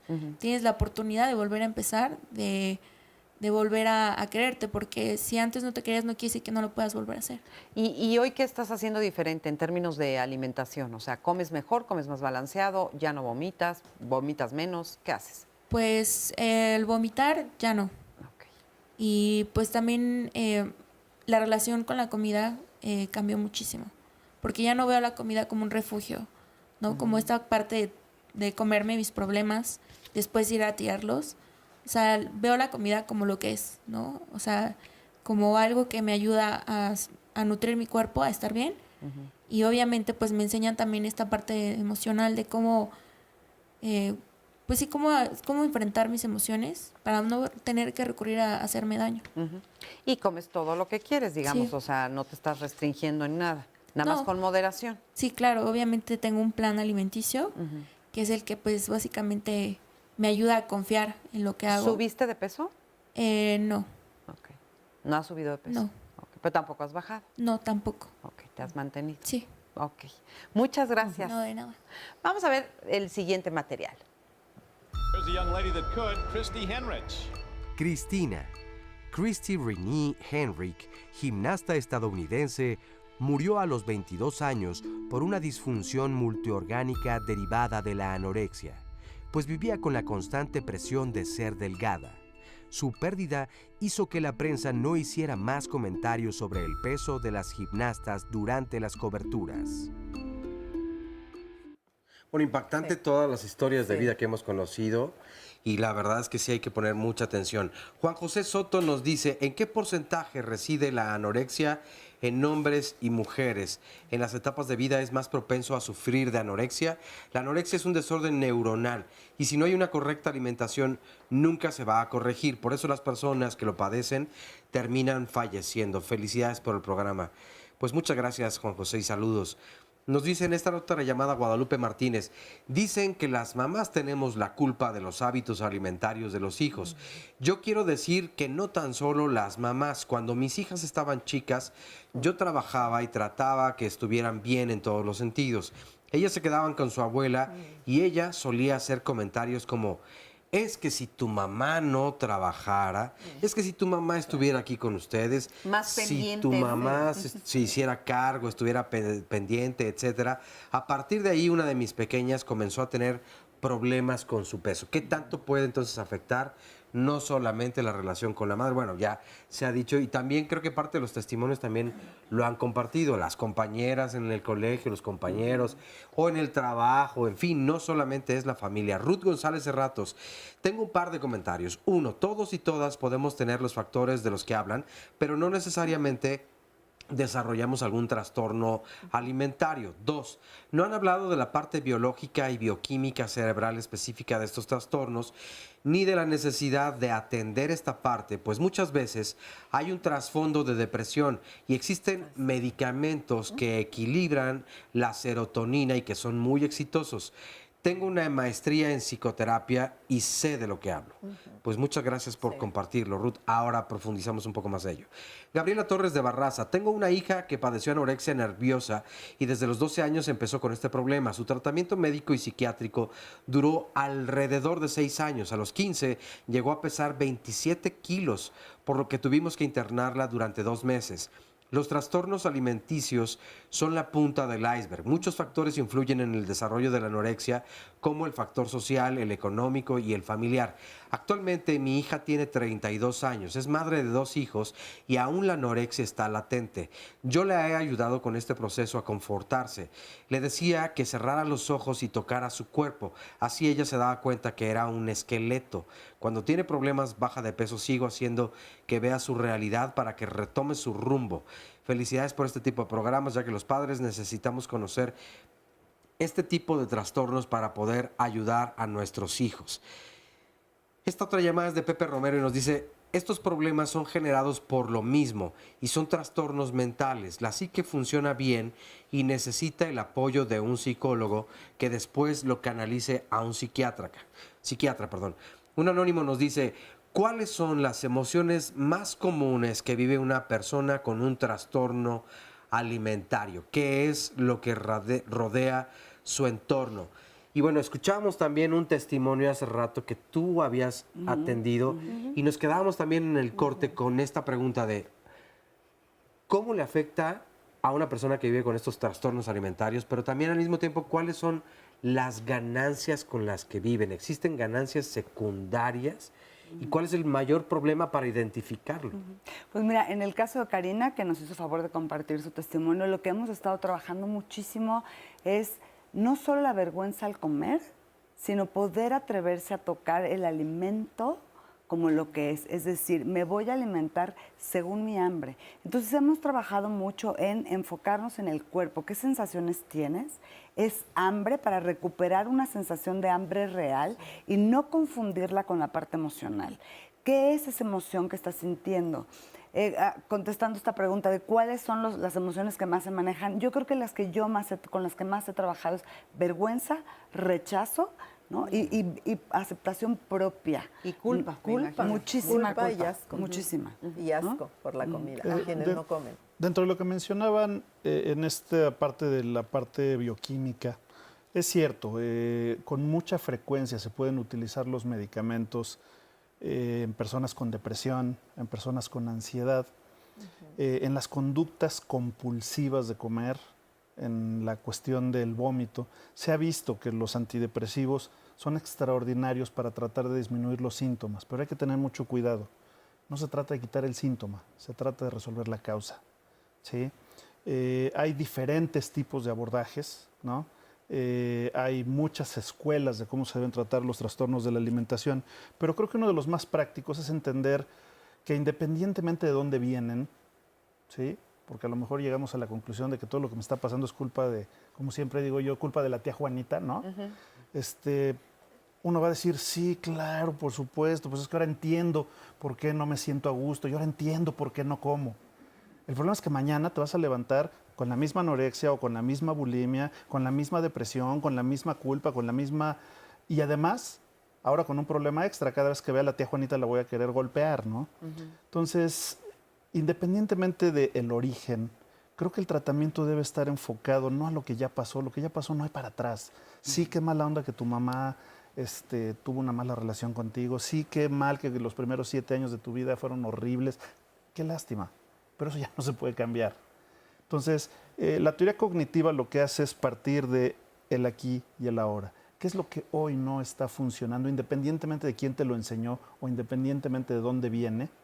¿Qué es lo que hoy no está funcionando y cómo nos enfocamos para que lo que hoy no funciona empiece a funcionar? El principio ni siquiera es tan complicado. El principio, en teoría, es muy sencillo. En teoría. Si tú estás manejando las cosas de una forma que no te está funcionando, lo que tenemos que hacer es aprender a manejar las cosas de una forma que te funcione mejor. Y no hablo de la comida, hablo de las emociones, hablo de mi forma de relacionarme. ¿Por qué? Porque en términos de las ganancias secundarias, precisamente es ahí lo que nosotros llamamos la utilidad del síntoma hoy. ¿Para qué me está sirviendo mi anorexia? ¿Para qué me está sirviendo mi bulimia hoy? Porque si no entendemos la utilidad del síntoma, no lo vas a poder resolver nunca.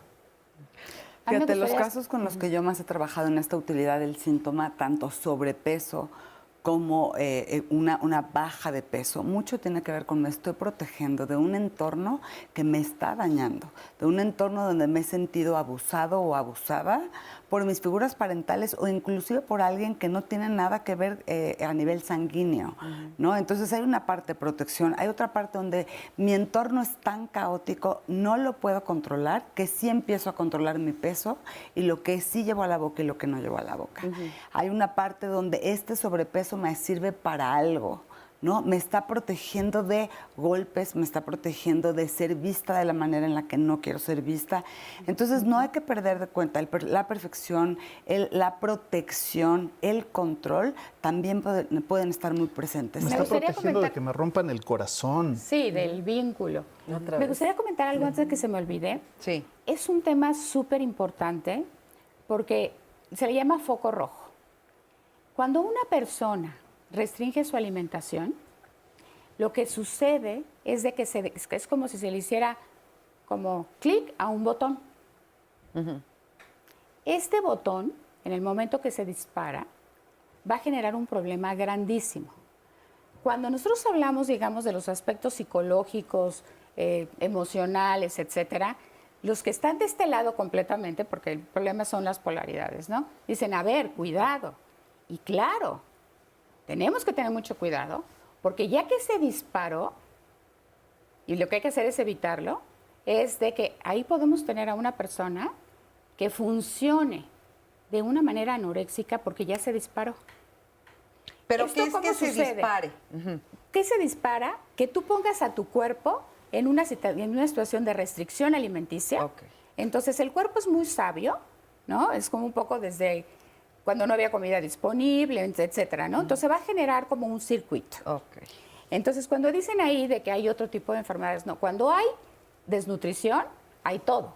Hay depresión, hay ansiedad, no pueden dormir. El problema es la desnutrición. El problema es de que cuando se detona el botón de la desnutrición, que es lo que tenemos que evitar con nuestros hijos, ¿no? Porque una dieta y una restricción y una baja de peso, digamos, una chica que pesa 30 kilos, sigue pensando que está gorda. ¿Por qué? Porque se detonó ese botón. Ese botón, al detonarse, provoca una situación completa y absolutamente neurobiológica. Entonces, cuando nosotros queremos trabajar por las partes emocionales, estamos incompletos. Entonces, hace muchos años se pensaba que para tratar la anorexia, pues tenemos que trabajar con antidepresivos o con una situación de ansiedad y psicoterapia. No, lo que tenemos que hacer de entrada con una persona que tiene anorexia es sacarla del cuadro de desnutrición. No nada más porque eso implica un riesgo de muerte, sino porque implica que la persona no va a pensar en otra cosa más que tiene miedo de engordar. Claro. O sea, hay que desconectarle el botón. Hay que desconectarle el botón. A veces nos podemos tardar, no sé, o sea, una paciente que llega con 30 kilos, a lo mejor se puede tardar 5 meses en pesar 37. Y el cuerpo a lo mejor se va a tardar 6, 8 meses en que reciba la señal de que ya la comida va a venir. O sea, que deje de estar en estado de alerta. ¿Y el cuerpo lo agradece? Es decir, el cuerpo lo agradece. ¿Va aceptando todo? Claro. Y entonces todo el efecto de desnutrición se empieza a quitar y entonces la persona no tiene depresión, la persona no tiene ansiedad. ¿Por qué? Porque estamos primero que nada revertirlo. Los psicólogos, los psicoterapeutas, los psiquiatras fuimos sumamente criticados y con toda la razón en la época en donde no sabíamos esto.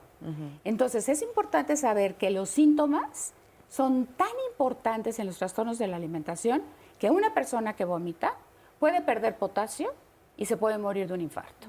Entonces tenemos que trabajar la alimentación. Y en una persona con restricción alimenticia tenemos que quitarle el estado de desnutrición. Luego veremos. Y después de eso, entonces ya vienen todos los mecanismos, digamos, ¿no?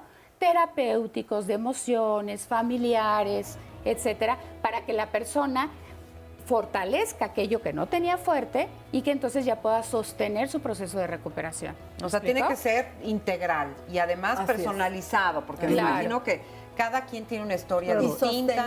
Sostener una estructura mental. Y no todo el mundo llega con síntomas físicos graves, eso también es cierto, ¿no? Entonces hay que tener mucho cuidado. Puedo traer un poco por debajo de mi peso sin que necesariamente haya ni un cuadro depresivo, sin que necesariamente haya un cuadro de esta naturaleza. Entonces, otra vez es individual. Hay que ver a cada paciente. Así es. Dentro de todo lo multifactorial, ver la historia, la persona en individual. Ok. Bueno, pues muy bien. Entonces, pues vamos a hacer nuevamente una pausa, pero regresando, todavía tenemos más tiempo para seguir contestando todas sus dudas. Volvemos. Carla Álvarez, actriz mexicana, falleció a los 41 años de edad a causa de un paro cardiorrespiratorio ligado a que padecía bulimia y anorexia. Así fue confirmado por la Procuraduría General de Justicia del Distrito Federal.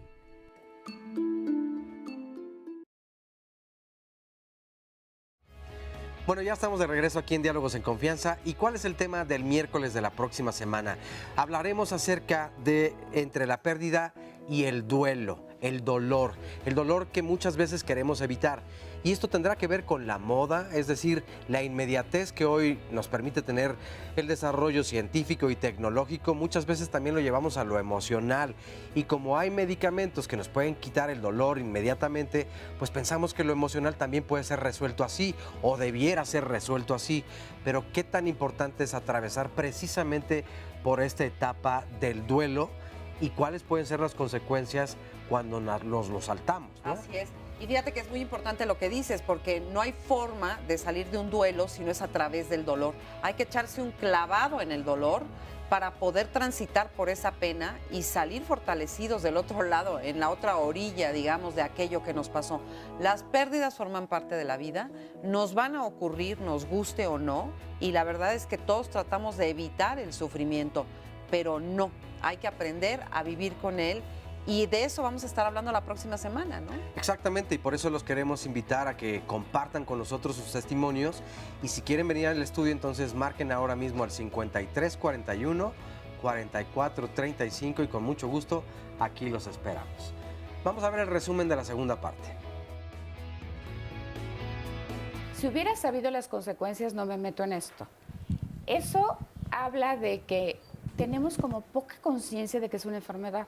Cuando la anorexia y la bulimia vienen como una enfermedad mental multifactorial que requiere un tratamiento integral y multidisciplinario y es muy complejo. La anorexia y la bulimia tienen algunas características similares con las adicciones, pero no son. Los trastornos de la alimentación son enfermedades 100% curables. Y la característica es de que hay negación. Bulimia es donde vomitan. Donde vomitan, ¿no? Comen mucho, pero vomitan. Y vomitan todo el tiempo. Y la conducta compensatoria va más por ahí. ¿Cómo detectar esto? Bueno, cuando yo veo que en mis hijos, adolescentes, que es donde más se puede empezar a mostrar, bajan y suben de peso, tienen frío, se tapan el cuerpo, un exceso de mamá, estoy gorda, mamá, estoy gordo, quiero tener cuadritos, llévame al nutriólogo, dame pastillas, quiero tomar algo que me ayude a crear músculo para estar fuerte, sobre todo en el caso del varón. Conductas que se salen de lo normal, ¿no? De esto que no era mi hijo y ahora lo es, hay que poner ojito ahí. Y ante la duda, ir con un especialista. Pero, ¿qué hago cuando veo que mi hijo está comiendo mucho? ¿Qué hago cuando mi hija no para de comer? Creo que lo peor que puedes hacer es decirle, ya párale a la comida. ¿Por qué no mejor le preguntas qué necesita, cómo se siente, si tiene algún problema con sus amigos, si terminó con el novio? Enfocarse en la persona.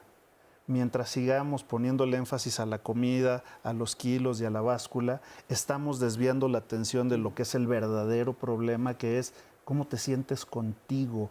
Estar sintonizados con que algo le pasa. O sea, yo creo que después de la emoción o al lado de la emoción está el lenguaje.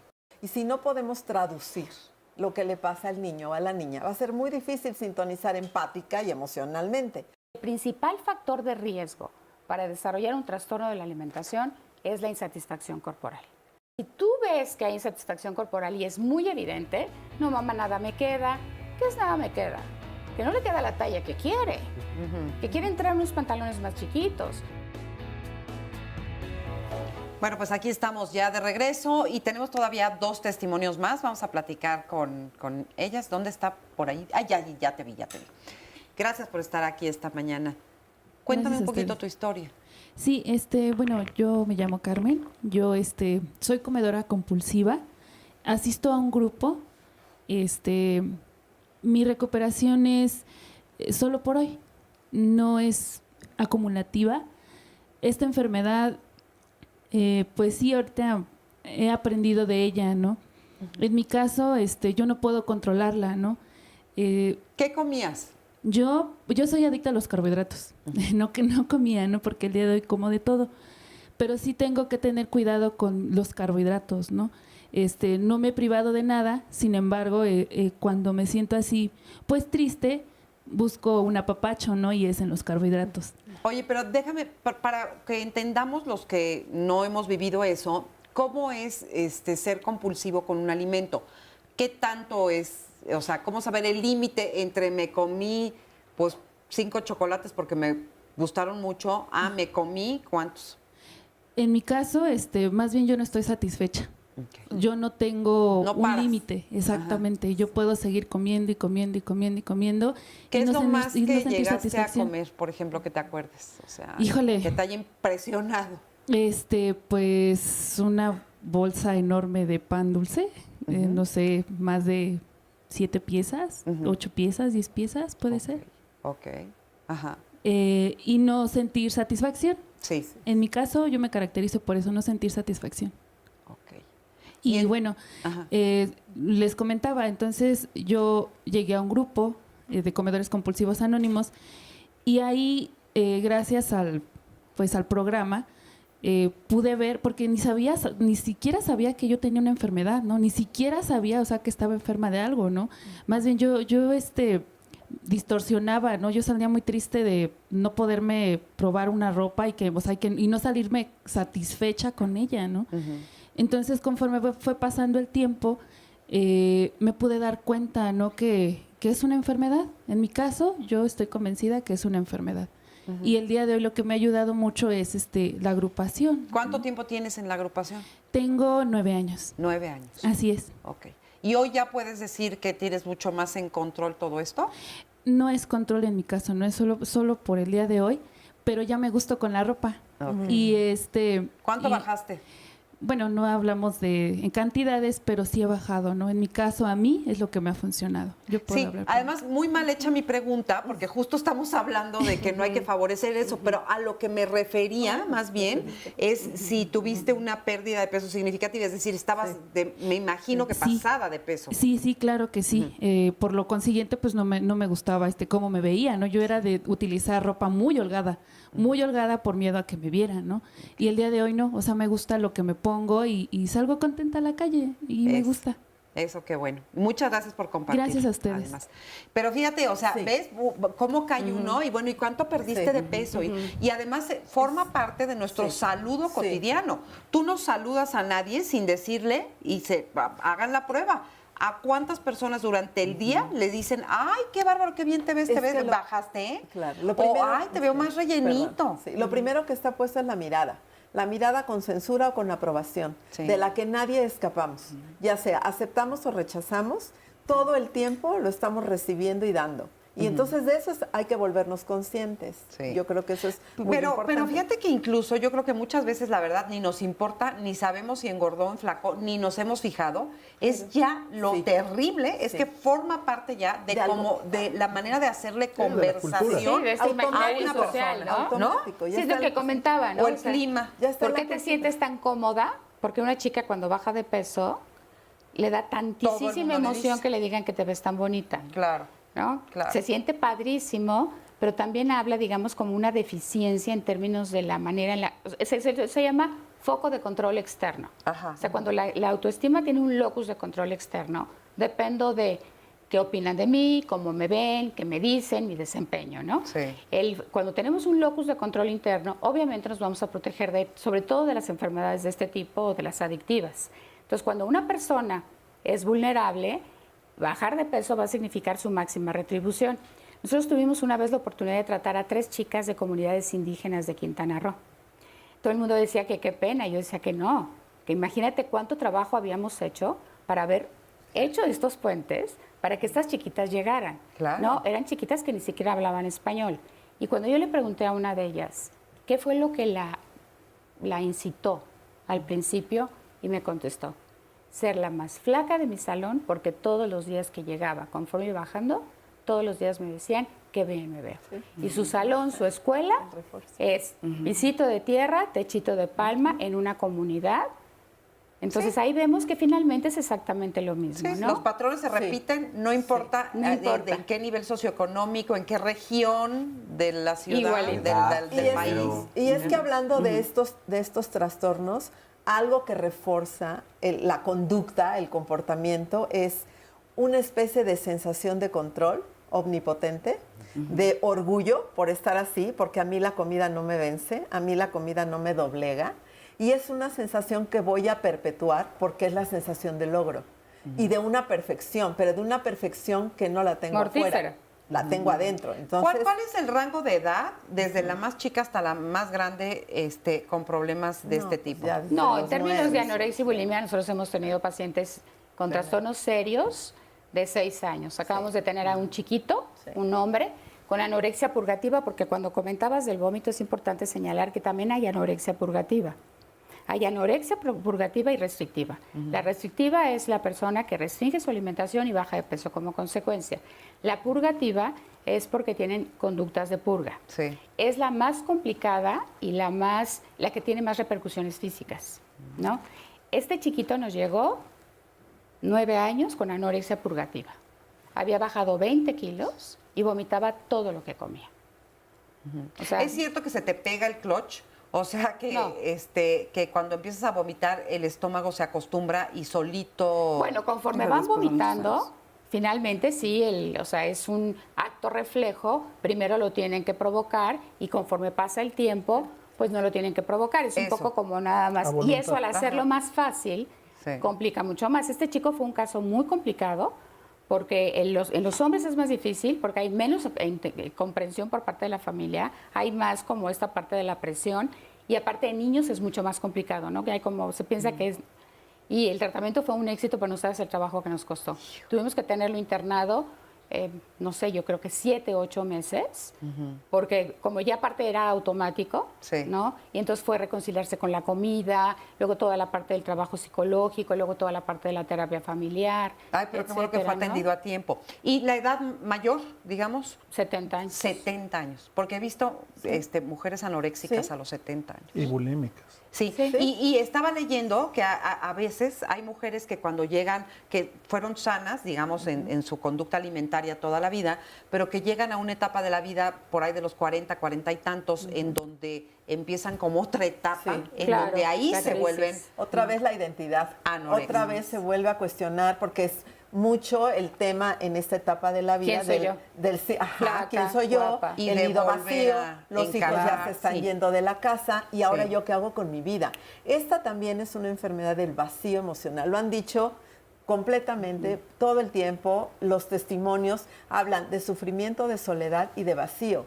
¿Qué es lo que falta? Y parecería que como que las mujeres, hay como una situación de género, por supuesto, porque es como que, fíjate qué padre, me tengo que sentir orgullosa de decir que no necesito nada, ¿no? Ni comida, ¿no? Entonces es una situación que ahí se cruza.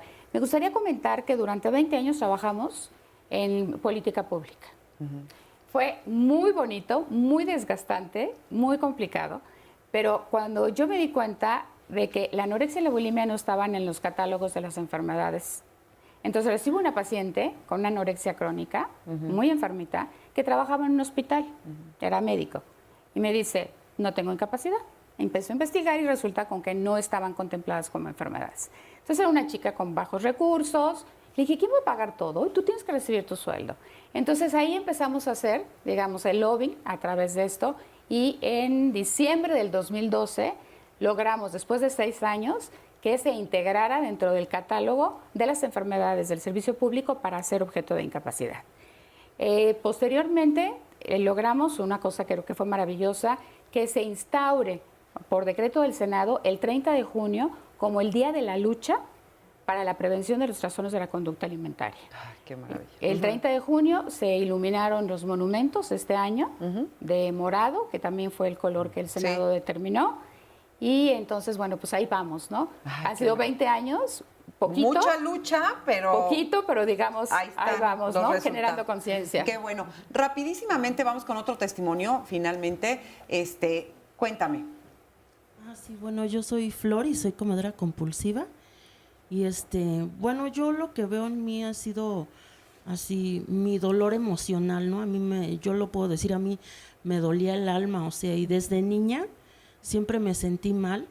Para mí la comida, ahorita como escuchabas, para mí ha sido un alivio, un bálsamo. Mi compañera, así como mi amiga, mi mamá, mi tía, mi abuelita, ha sustituido a varias personas en etapas de mi vida, pero pues se volvió contra mí como el alcohol, ¿no? Como Baco, o sea, como un boomerang, o sea, y llegó el día en que me golpeó, y eso también fue muy doloroso para mí descubrirlo. Eso fue lo que me hizo llegar al grupo. Y ¿Cuánto tiempo tienes en el grupo? Pues ahorita 18 años. Okay. Sí, solo por pero tengo 18 años, pero he entrado, he salido, me ha costado mucho trabajo. Estás en la lucha de esto.